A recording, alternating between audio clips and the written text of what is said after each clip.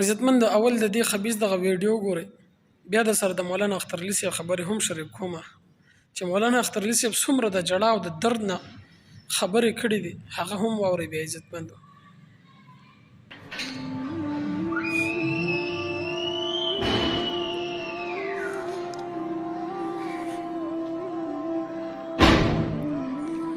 دا خبيث انسان چې دی کنه د ډول باجې سره ګاډا کوي او د موس په شکل کې کوي موس پورې خندا کوي.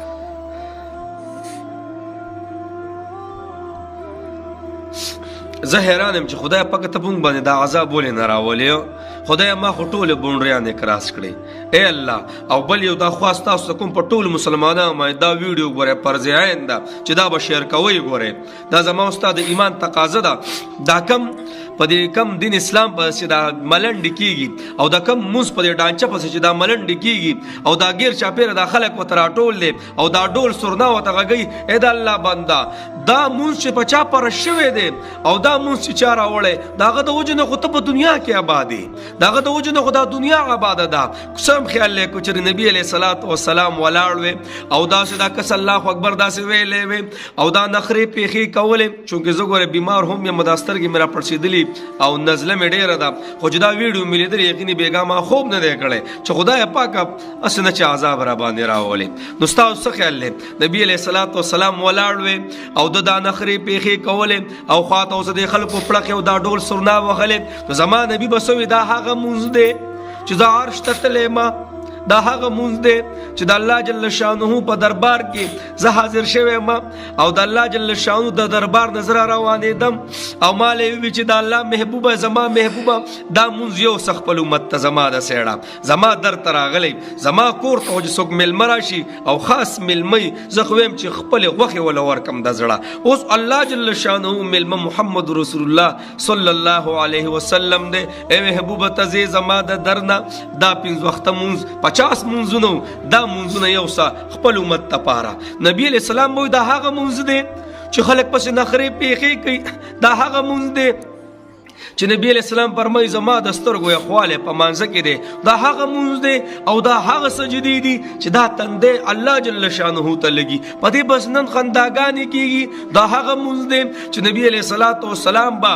د خانه کعبه مبارک مخ ته په سجده باندې پروتو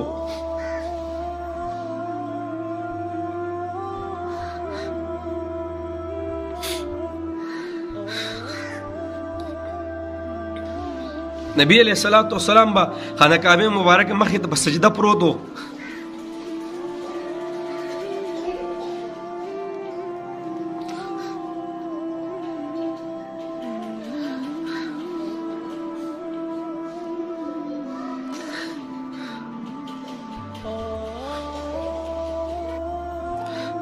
او دا کاپیران برالل او زما په نبی باندې به لری ورغورځول او هغه سوټه به په ورغورځولې او زما نبی په دې مونږ کې په سجده باندې پروت او فاطمه رضی الله تعالی عنها براله او په خپل به چې دا غورځولې نو په دې مونږ پسې زما د نبی خلک خنداګانې کوي.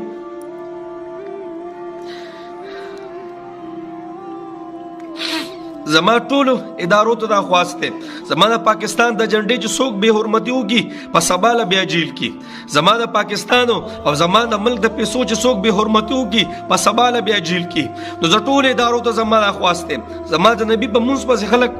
نخرې پیخي کوي او داسې ویډیوګانې شیر کیږي او زه بیخي څه کوم نه قسم دې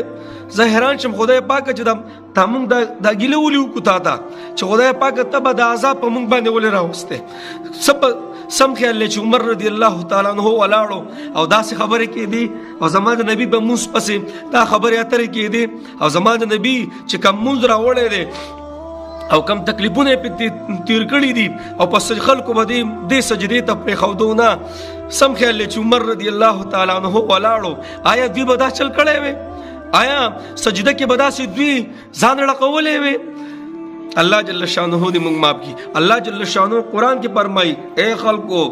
دا شاعر الله دی ګوره دې پسې خنداګانې مه کوئ د ایمان نه به خلاص شي. نو غرض مې دا دی الله دې به موږ باندې رحم وکړي.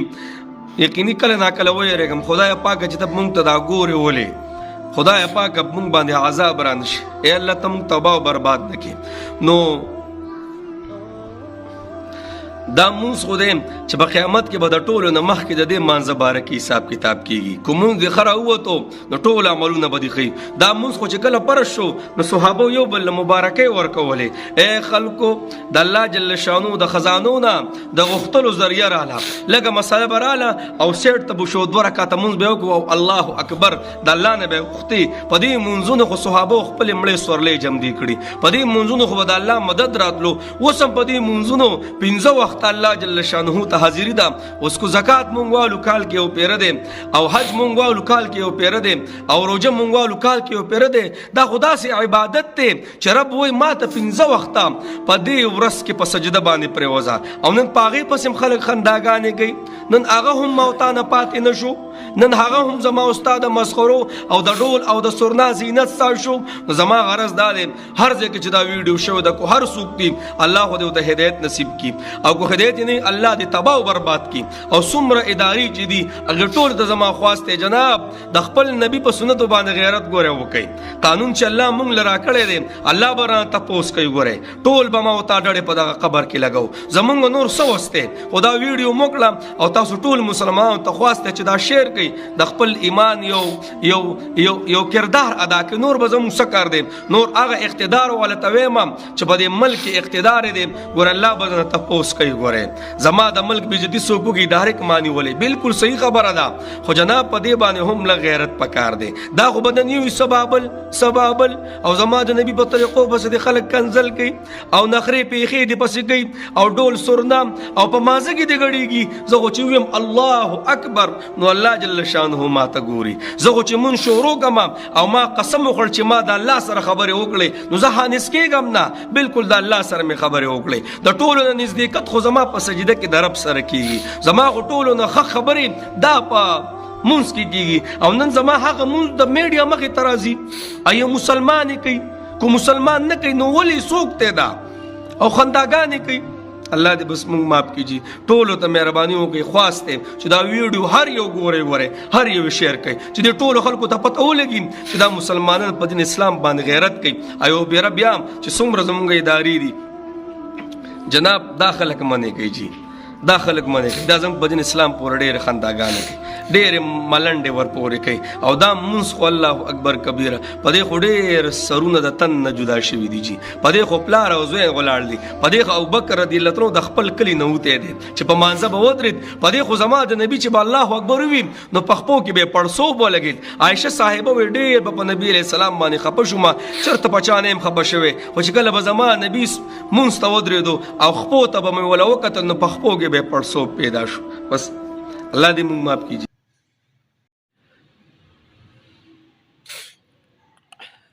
عزتمند د مولانا صاحب دغه دردېدلې خبرې مونږ واورېدلې